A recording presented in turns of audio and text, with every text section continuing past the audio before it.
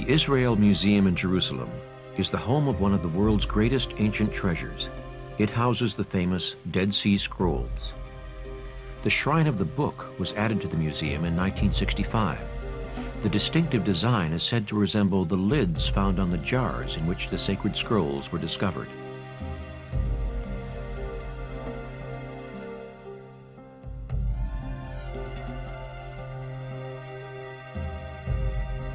Inside, the scrolls are displayed in reduced light with controlled heating to avoid any possibility of damage.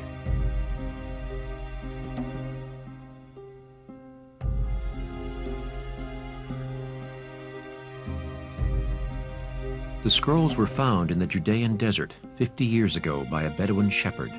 They are all about 2,000 years old. Together, the 800 scrolls give us a unique insight into the daily life of an ancient Jewish society that lived in the Holy Land at the same time that Jesus began his ministry.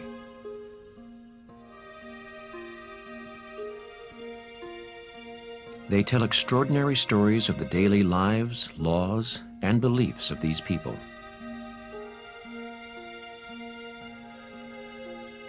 Although most of the scrolls were found as fragments which had to be reassembled, some leather manuscripts were found almost intact.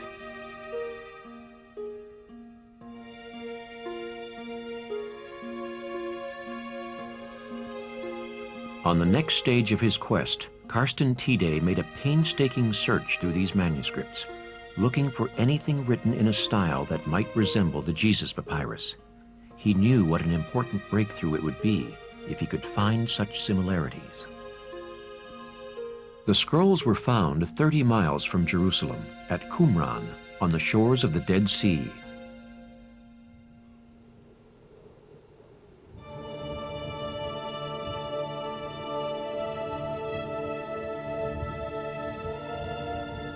Qumran is the former home of the ancient Jewish society known as the Essenes.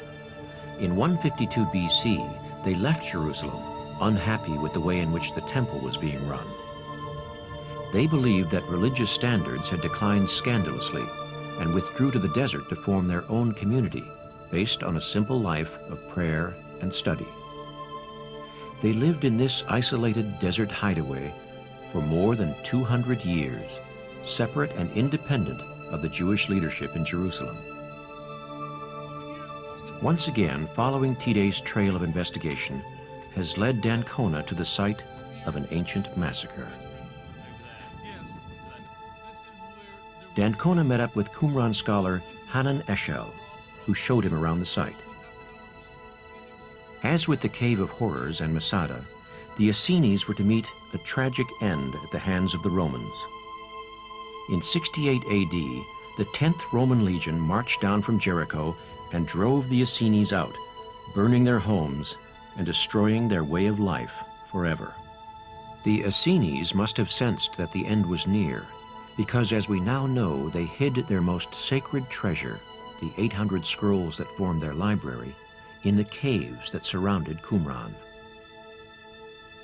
The Qumran settlement was then hidden by sand for 2,000 years. Everything here remained untouched until 1947, when a Bedouin shepherd stumbled across the Essenes' precious scrolls. Once again, Tide knew that anything found here must be older than 68 AD, the year the Romans destroyed the settlement. So if anything uncovered here resembled the Jesus Papyrus, it would provide crucial evidence to support an even earlier dating. And this is the cave which contained that crucial piece of evidence.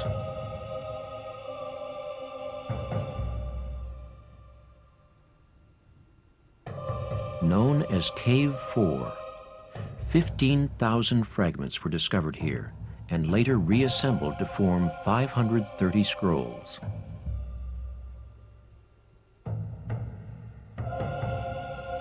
Some believe the scrolls had been slashed by Roman soldiers seeking to destroy the Essene library forever.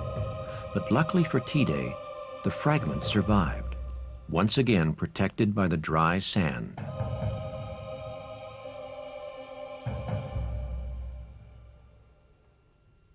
Among those 15,000 fragments, Tide found this manuscript from the book of Leviticus. Because it is from the Old Testament, it would have been a central part of the Essene library. The handwriting style of the Leviticus fragment is almost identical to that of the Jesus Papyrus, and like all the Dead Sea Scrolls, it must be older than 68 A.D. The general appearance is the same. On both, the letters are drawn in an even manner, the horizontal and vertical strokes being equally thick. Once again, individual letters also share a number of similarities. The upsilon reaches below the bottom line on both fragments. As with the Leah pottery found at Masada, the alphas share the same peculiar feature, where the middle stroke is diagonal rather than horizontal in form. So Tide's work has pushed the date of the Jesus Papyrus past 70 A.D. for the first time. It is a remarkable achievement. It takes us into the eyewitness period, but only just.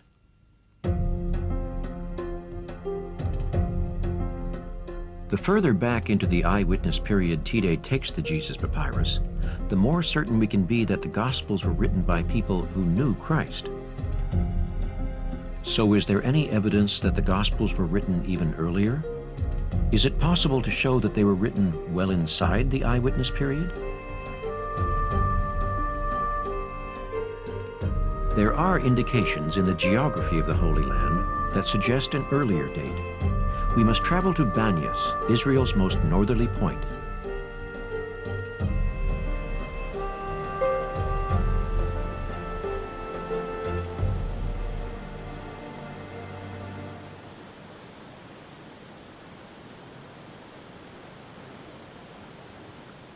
Here at the source of the River Jordan is the most northerly point visited by Jesus and his disciples. And like the desert, the lush landscape of Banyas is rich in gospel stories. It is the place where the true nature of Jesus was recognized by the disciple Simon. The Gospels tell us it was here that Simon declared Jesus to be the Christ, the Son of the living God. But it is the name Banyas that provides a surprising clue to the date of the Gospels themselves.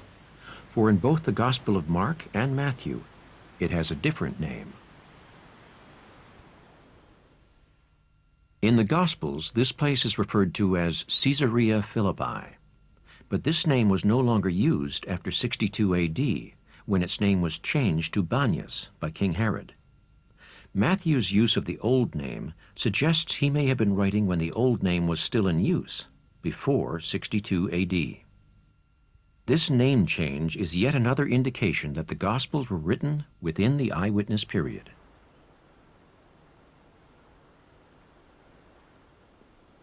At the head of the river is the ancient city of Banyas itself. It was built by Herod in honor of the pagan god Pan. Here Jesus renamed Simon Peter, after Simon had declared him to be the Son of God.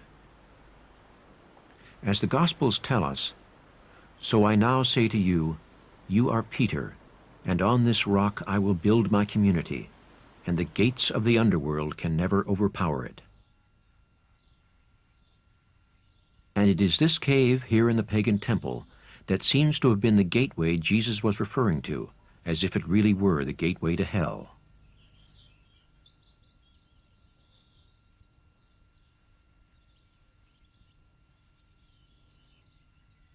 The words of the Gospels seem to match what we can see with our own eyes today.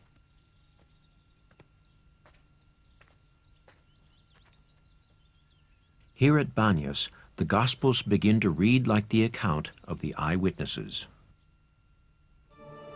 To help him push the date of the Gospels even further back, Tide returned to the desert, to Qumran and the Dead Sea Scrolls. Here at the collapsed Cave 7, archaeologists had found another tiny piece of the scrolls, which Tide believed could take us even further inside the eyewitness period. This tiny fragment, with letters written in Greek, is no bigger than a postage stamp. Tiday's research has shown that it is another piece of the Christian gospel, this time the Gospel of St. Mark, bearing a few words from chapter 6.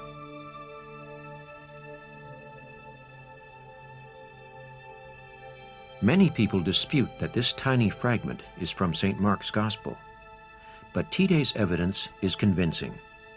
On the fourth line of the fragment are some letters, which he argues are part of the word Gennesaret, the old word for the Sea of Galilee.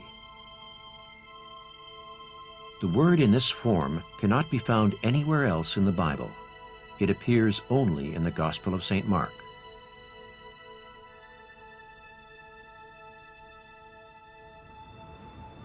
Tiday found further evidence that the fragment comes from the Gospel of St. Mark in Jerusalem. Matthew d'Ancona followed Tiday's investigation of the St. Mark fragment here to the John Rockefeller Museum, where huge quantities of precious artifacts from the Holy Land are stored.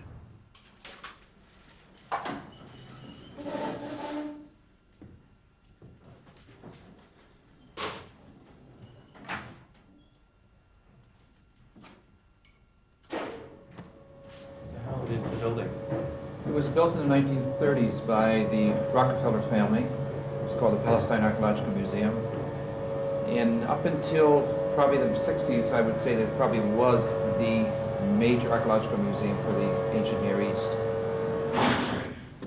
Joe Zayas, a museum curator, told d'Ancona how he had helped Tiday to work his way through the countless artifacts stored deep in the basement of the museum. Okay, these are the stores of the Israel Antiquities Authority. You have thousands of objects here going back to the late 19th century. How many objects have you got? Oh, we got over 75,000. St. Mark's Gospel is widely believed to have been written in the city of Rome, and it is this historic detail that helped Tiday construct his case. We see large Canaanite storage jars, these things of... Tiday heard that a jar with the word Rome on it had been found next to the disputed St. Mark fragment in Cave 7 at Qumran. He maintains it was the jar which contained the scroll of the Gospel of St. Mark. And I guess what you wanted to see, probably the most interesting thing, I think, is this jar here. There it is. And this is the famous jar from Cave number 7 at Qumran. How was it found? It was found by archaeologists, by French archaeologists back in the 1950s. They were excavating, and it's unique in many ways. First of all, it was found in a cave which is right next to the site. Most of the caves were some distance from the site, but this was something which was right on the same plateau where the site was. And the cave is rather unique, Cave 7, in the sense that all of the documents found there were made out of papyrus, whereas the other 800 and some documents which we have from Qumran, with very few exceptions, everything is made out of leather. What investigations did Carsten Tiede carry out on this jar? Well, first of all, it was, I think, very interesting to us that here's a jar which had been sitting in the museum since the 1950s. And actually nobody even expressed any interest in it until Carsten Tiede came along. And Carsten Tiede suggested that perhaps that there may be some relationship between early Christianity and the fragments which are found in the site on the basis of this inscription here. What was the jar used for, and why might it be important? When we see this class of jars, it's clear that these things are made for one thing and one thing only, and that was the storage of scrolls. The reason is because it's a unique morphology which was designed to hold the scrolls. And how do we know this? So first of all, we see these lug handles. What they did was that the documents were put in the jars. They then put a cap. This is one of the original caps from Qumran. Once the cap is on, then what happens is there's then cordage, which then ties the cap onto the vessel itself. It wasn't made to hold wine, it wasn't made to hold water, it was to hold ancient documents. This inscription on the scroll jar is the word Rome, written in Hebrew. Historians believe that the jar came from Rome. They also believe that St. Mark's Gospel was written in the city of Rome. Finding the jar next to the disputed fragment provides Tiday with further proof that the fragment found in Qumran does indeed come from St. Mark's Gospel. So Tiday now has another fragment dated back to 68 AD, and crucially, This one is from a scroll. The Jesus papyrus came from a book.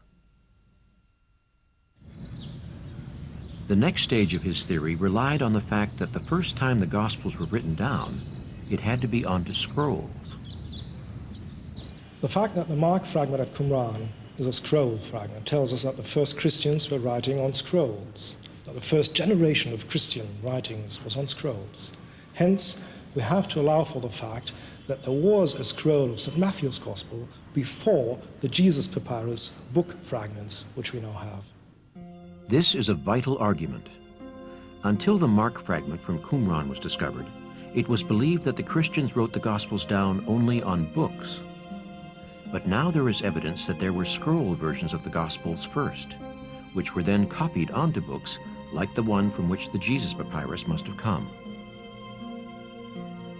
So, according to Tide, the fragments at Magdalen must have been copied from scrolls which would have been even older. Because of the fact that there were scrolls before the book format, and that must have been a scroll of St. Matthew's Gospel before the Jesus papyrus, we have sufficient evidence to show that this particular Gospel and the other Gospels belong to what we call the eyewitness period.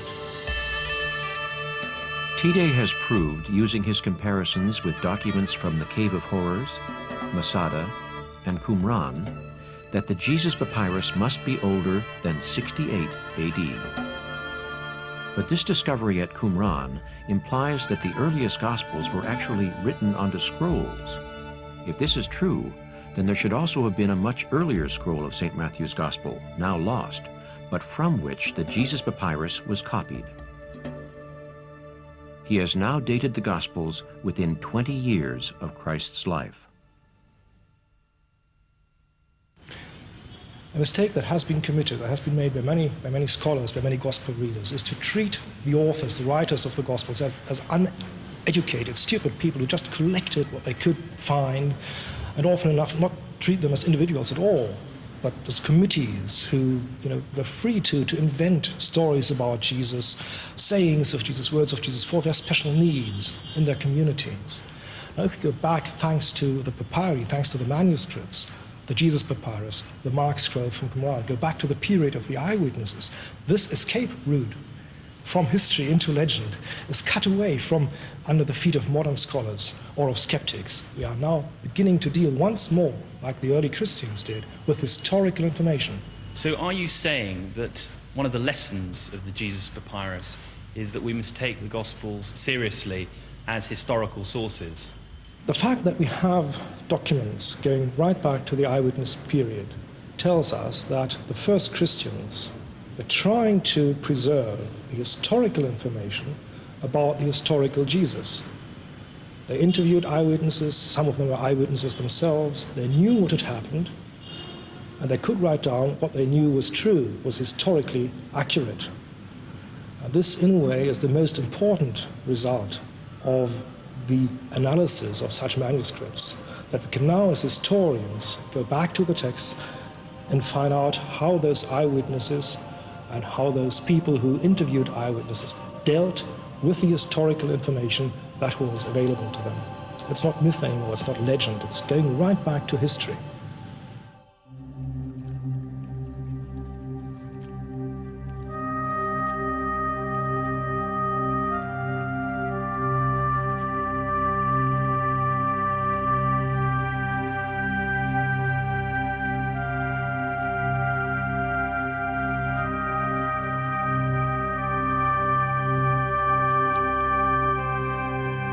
Any historian should be someone who wants to go out into the field and try and understand what the people would have thought, would have felt when they experienced these things and when they wrote about them. It helps one to reassess one's own attitude towards history and the writing of history, to see where it happened and how it was compiled into writing, into historical records.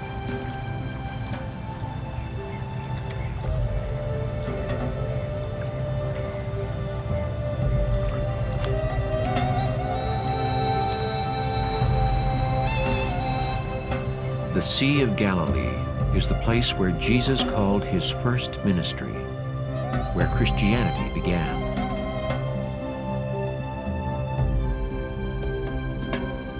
For T-Day, the landscape of this area is very important. If the Gospels are to be treated as historical records, then the landscape should reflect the events and images they describe. Here in Galilee, T-Day's academic arguments come to life. The complex work of a scholar becomes relevant to everyone with an interest in the Gospels. For d'Ancona, this is where T-Day's theory would take shape. This lake is at the heart of many of the most important Gospel stories. This is where they say that Jesus calmed the storm which threatened the lives of the disciples as they traveled across the lake by boat. They were so astounded that they said, "Whatever kind of man is this, that even the winds and the sea obey him?" On a hill just above the lake is the Mount of Beatitudes. It is the place where it is said that Jesus delivered the Sermon on the Mount. This sermon set out the beliefs of Jesus and went on to form the ethical heart of the Christian faith. In the Greco-Roman world, most professionals had the skill of shorthand. St. Matthew, who as Levi Matthew was a customs official, would have had this skill. If the Gospels are eyewitness accounts, as T-Day's findings suggest, there is no reason to believe that Matthew or another eyewitness did not sit with the disciples on the same hill, writing down the words of Jesus as he said them.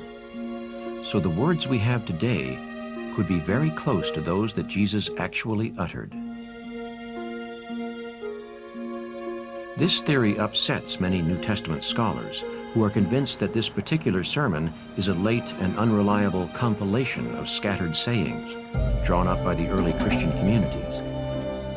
But T-Day's findings mean that we have to consider this possibility. And just along the shore is Capernaum, which according to St. Matthew was Christ's own town. Jesus resided here during his ministry in Galilee, healing many of the town's sick and possessed.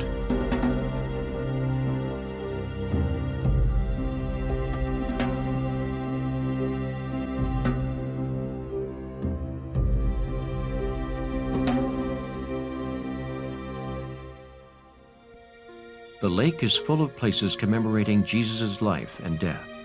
These churches were built on the site where, according to tradition, Jesus appeared to his disciples for the third time after the resurrection. The Gospels tell us how Jesus spoke to the disciples, saying, "All authority in heaven and on earth has been given to me. Go, therefore, make disciples of all nations."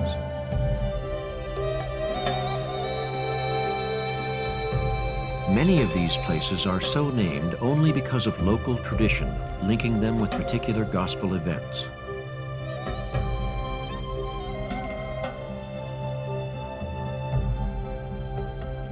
The holiness of this land is not in dispute, but T-Day's findings are. Although T-Day has gained supporters for his claim, back in London, Professor Graham Stanton remains to be convinced. I wouldn't rule out the possibility that a fragment of the Gospels might conceivably be discovered from a period as early as the middle of the 1st century. No, that is not totally impossible. I think it's exceptionally unlikely, but not totally impossible. No, my fundamental disagreement with T-Day concerns his interpretation of the papyrological evidence. Stanton's objections are based on 2 points. First, he believes that because the fragments of the Jesus Papyrus were found in Egypt in the 19th century, that T-Day's comparison should have been limited only to documents found in Egypt.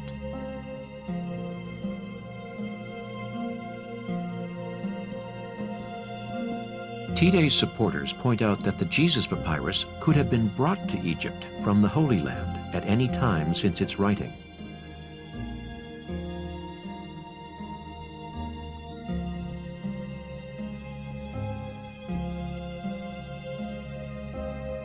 Stanton's second charge against T-Day is more serious, but also more difficult to prove.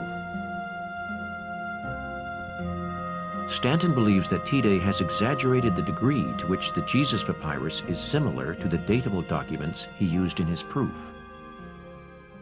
So it's for those two different reasons that I don't accept that he has made out a case for mid-first century dating for the fragments of Matthew from Oxford. But even if Professor Stanton did accept T-Day's findings, it wouldn't affect his view of the accuracy of the Gospels. If I were to be persuaded that the Gospels were totally eyewitness accounts, I don't think it would make much difference, because we know all too well that eyewitnesses don't agree, and they don't always report accurately what they have seen. But if the Gospels aren't eyewitness accounts, how do we explain the miracles they record? Along with most other scholars, I have no problem at all with the healing miracles. Jesus clearly had unusual healing gifts. More problematic, however, are the so-called nature miracles, the stilling of the storm, the walking on the water, and the feeding miracles.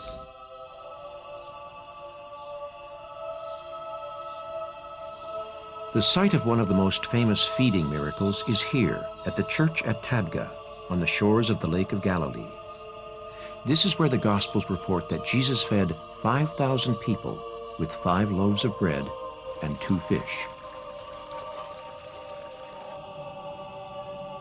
St. Matthew writes, "He took the 5 loaves and the 2 fishes, and looking up to heaven he blessed and brake, and gave the loaves to the disciples, and the disciples to the multitude. And those that had eaten were about 5,000 men, beside women and children."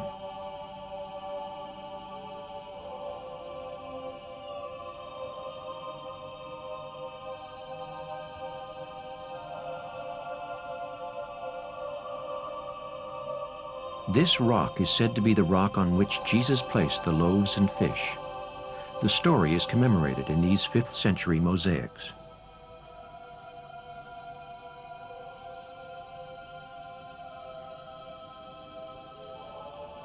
For Stanton, the story of this miracle is a symbolic one that can't be interpreted literally.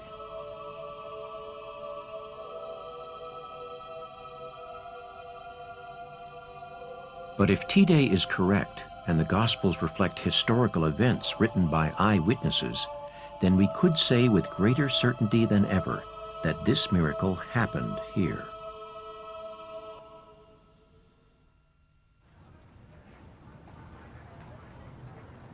Jerusalem.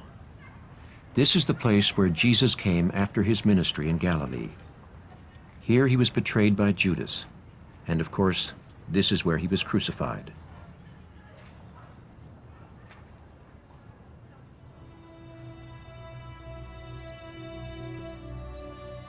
It is the end of Matthew d'Ancona's journey. He has followed the path of the Jesus Papyrus back to Jerusalem. He wanted to experience for himself the legacy of the Gospel stories today.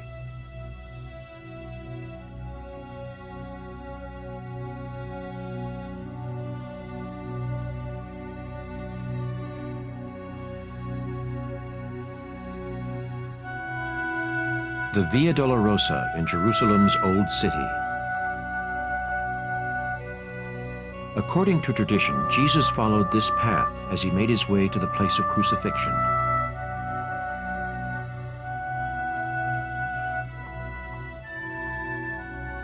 Following the Roman custom of the time, he had to suffer the shame of walking through the city bearing his cross on his back.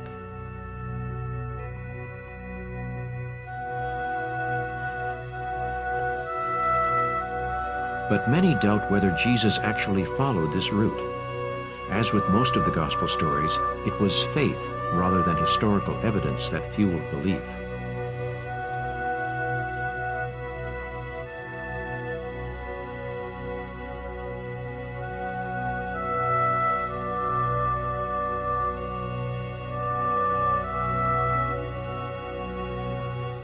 Then as now, pilgrims come here from all over the world to follow in what they believe to be the footsteps of Jesus.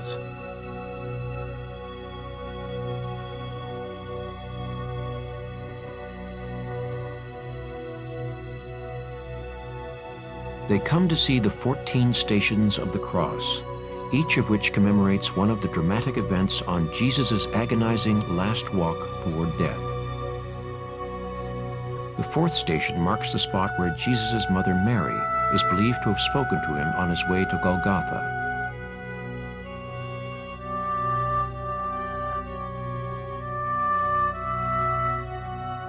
The 6th station is thought to be the spot on which stood the house of Saint Veronica, a pious woman, said to have wiped the face of the suffering Jesus with her veil.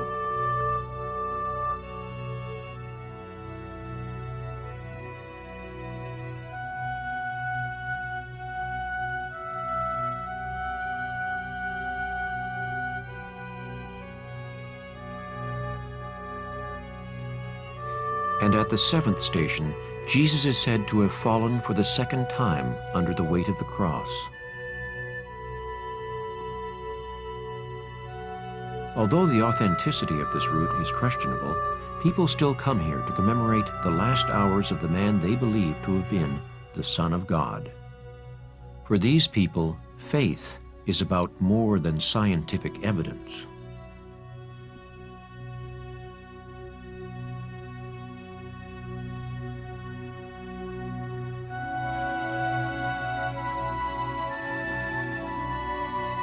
And at the end of the Via Dolorosa lies the end of Jesus' journey, the Church of the Holy Sepulchre, the holiest place in the Christian world. People representing all the different churches within Christianity come here. They come to see the resting place of Jesus and to kiss the stone where his lifeless body was washed and anointed before being placed in the tomb.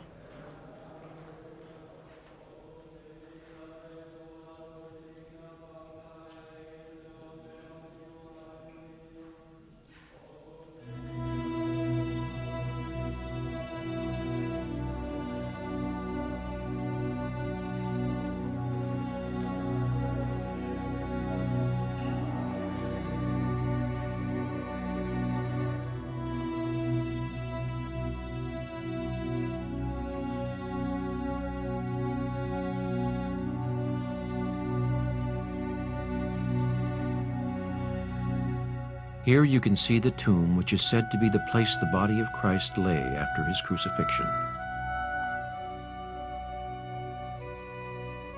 Pilgrims wait in line to touch the very stone under which Jesus is said to be buried.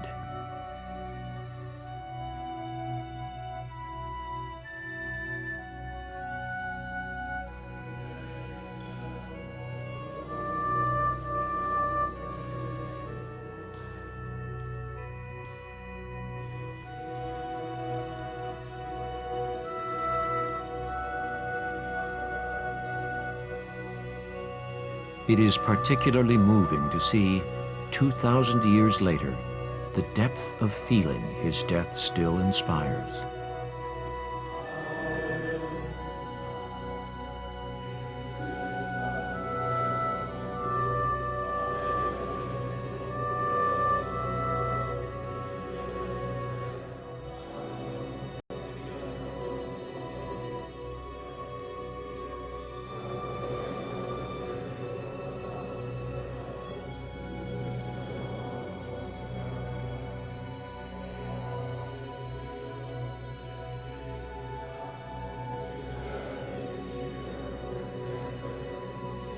For most of the last 2,000 years, science and faith have been at war with one another. Galileo was condemned by the Church as a heretic. Darwin's evolutionary theory contradicted the creation myth, and Freud destroyed the idea of Christian moral responsibility.